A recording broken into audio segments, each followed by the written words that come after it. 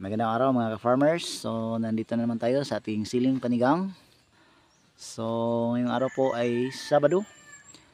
So ika 15 days ng ating panigang mula nung last tayo napag-harvest mga ka-farmers. So ngayon, harvest na naman tayo ng siling panigang. So malapit na kaming matapos guys sa aming pag-harvest. So napakabilis at napakadali lang pag-harvest ng ating siling panigang dahil sa laki ng ating sili. So madali lang isilid ng sako mga ka-farmers. So nandoon meron na tayong na-harvest na mga panigang. Yung iba nandoon na sa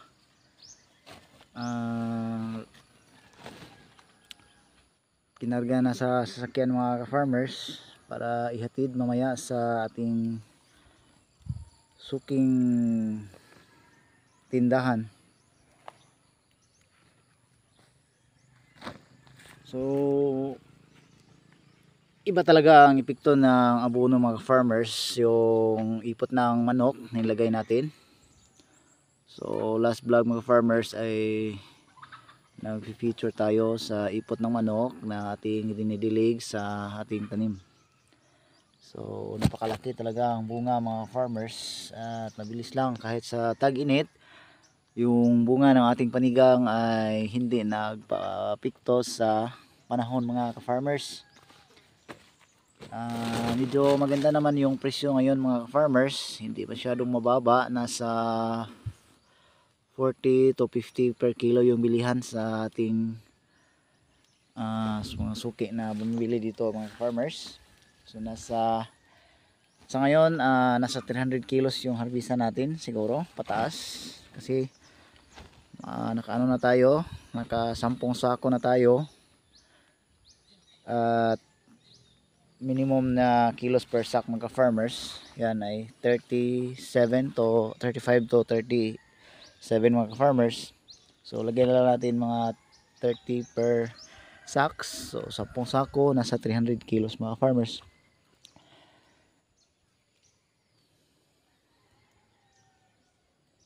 So yung ano ng ating yung mga talbos ng ating panigang mga farmers ay talagang fresh na fresh. So kita nyo naman kahit hindi pa tayo nakapag-spray dito, hindi tayo nakapagbigay ng mga foliar kasi meron pa tayong inasikaso na ampalaya mga farmers. So hinayaan na lang natin yung ating panigang at 15 days, pero siguro uhaw na ito ngayon sa tubig. So kailangan natin magpapatubig later on. Schedule po natin ito mga farmers after tayo magpapatubig sa ating ampalaya at saka yung pipino natin kasi walang ulan dito sa Cebu mga farmers. Ang tagal na, since buwan ng March mga farmers ay panahon ng tag-init. So hindi talaga tayo mag-expect ng merong ulan sa ating pananim mga farmers. So dapat isa-survive natin at tayo po ay magpapatubig kung hindi kaya araw-araw sa siling panigang mga farmers.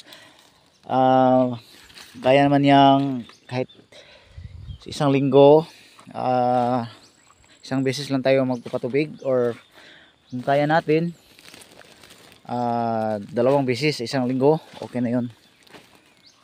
So yung tagabuhat natin ng sili mga farmers para doon ilagay sa sasakyan natin. So hanggang dito na lang po tayo mga farmers. Yun na po ang update sa ating panigang.